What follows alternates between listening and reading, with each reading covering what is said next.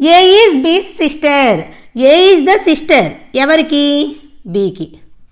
Next C is బీస్ mother. C అనేది బీకి మదర్. అంటే ఆల్రెడీ వీళ్ళిద్దరు సిబ్లింగ్స్ అంటే ఏకి కూడా మదరే కదా.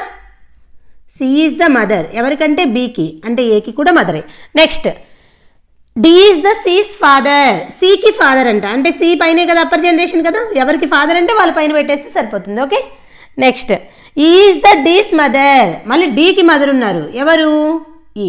వాళ్ళు ఏం చెప్పారో నేను అది ఎక్స్ప్రెస్ చేశా స్ట్రక్చర్ వైజ్. ఓకేనా. ఇప్పుడు నన్ను ఏమడిగారో చూద్దాం.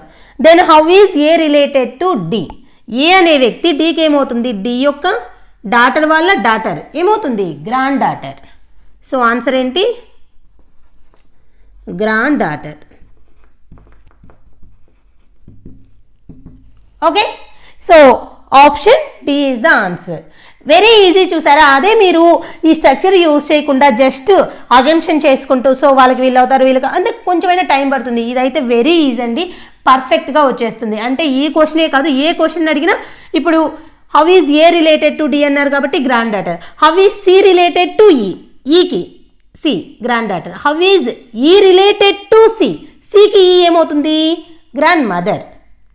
అదే అక్కడ మెటర్నల్ అని మెన్షన్ చేస్తే పెటర్నల్ గ్రాండ్ మదర్. ఎందుకని? ఫాదర్ వాళ్ళ మదర్ కాబట్టి. అలా ప్రతిదీ ఈజీగా ఏ క్వశ్చన్ అయినా అడగనివ్వండి స్ట్రక్చర్ డ్రా చేస్తే ఎలా అయినా మనం ఆన్సర్ చేయొచ్చు అనమాట. చాలా ఈజీ.